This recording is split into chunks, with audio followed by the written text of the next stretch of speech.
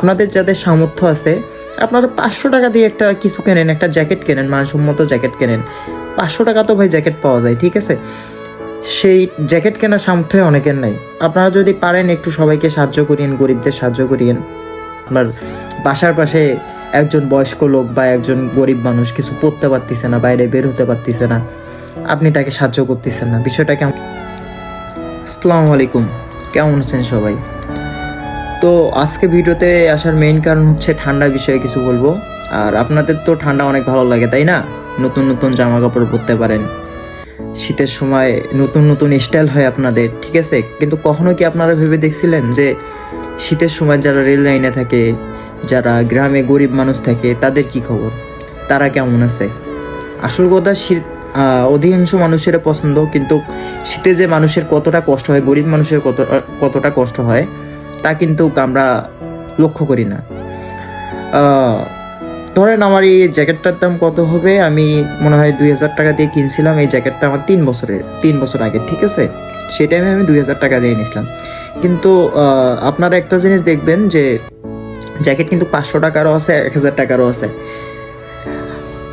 আমরা যদি 500-1000 টাকা দিয়ে, 500 টাকা 1000 টাকা লাগবে না, যদি 500 টাকা দিয়ে একজন গরিব মানুষকে একটা জ্যাকেট কিনে দেই, সে কিন্তু ঠান্ডাতে বাইরে বের হতে পারবে।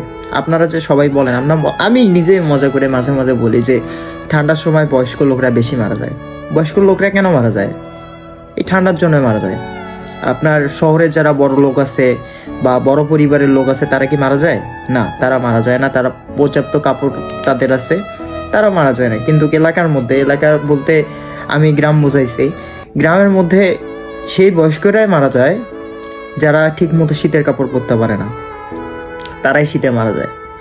আর আমি একটা জিনিস সেদিন এত আমার খারাপ লাগছে, আমি এই ছেলেটার নাম না বলি, আমি ওদের বাসায় গেছিলাম ওকে আনতে, ঠিক আছে? এখন ওই একটা হুডি কিনছিল, মেবি 450 টাকা দিয়ে হুডি কিনছিল, ঠিক আছে? ও ছোট ভাই ওকে বললো যে ভাই, এক হুডিটা কত দিয়ে কিনছিস? সে বললো যে 450 টাকা দিয়ে নিছে। এখন ওর ছোট ভাই বলতেছে ওই হুডিটা আমি 300 টাকা দিয়ে আনছি। এখান থেকে আমরা কি বুঝলাম জানেন? আমার এত খারাপ লাগছিল ভাই। এখান থেকে আমরা কি বুঝলাম জানেন? যে ঠান্ডা যে আটকাতে পাবে, ঠান্ডা যে জিনিসটা আটকাতে পাবে সেটাই নেওয়া দরকার। এত টাকা দিয়ে জ্যাকেট হুডি কিনে কি লাভ ভাই? স্টাইলের জন্য, যেমন এখন কিছু হুডি বেরোচ্ছে, আপনার হুডির দাম 3000-4000 টাকা, কিন্তু হুডিতে মানে ঠান্ডা আটকাতে পারে না, ঠিক আছে? এই যে আমি সামান্য ডেনিমের কথা বলি, ডেনিম বললে কিন্তু ভাই ঠান্ডা লাগে, ডেনিম হাঁকাও, ঠিক আছে? এটা জাস্ট স্টাইলিশের জন্যই।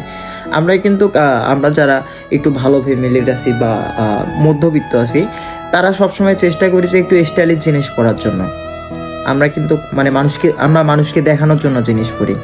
বা এই কথাটা খারাপ লাগলেও সত্যি, আমরা আসলে মানুষকে দেখানোর জন্য জিনিস পরি। আমি একটা সামান্য ডেনিমের কথা বলতেছি, একটা ডেনিমের দাম কিন্তু 1500-2000 টাকা, ঠিক আছে?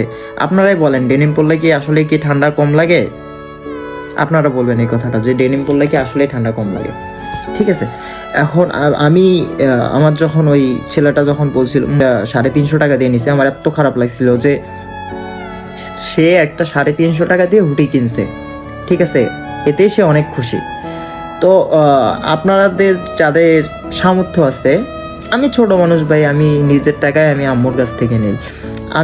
আমার ভিডিও তো অনেকেই দেখে, ঠিক আছে? এই জন্য ভিডিওটা করা, যে আপনাদের যাদের সামর্থ্য আছে আপনারা 500 টাকা দিয়ে একটা কিছু কেনেন, একটা জ্যাকেট কেনেন, মানসম্মত জ্যাকেট কেনেন। 500 টাকা তো ভাই জ্যাকেট পাওয়া যায়, ঠিক আছে? সেই জ্যাকেট কেনার সামর্থ্য অনেকের নাই। আপনারা যদি পারেন একটু সবাইকে সাহায্য করিয়েন, গরিবদের সাহায্য করিয়েন। এমন মানুষ মরণশীল, এটা ঠিক, মানুষ মরণশীল, মানুষ মারা যাবে, ঠিক আছে?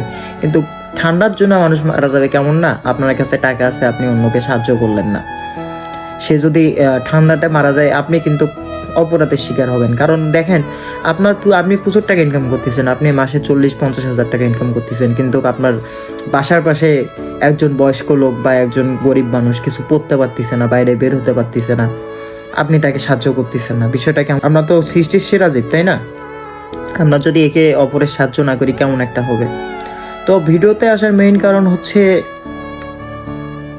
আপনাদের এই বার্তাটা দেওয়া।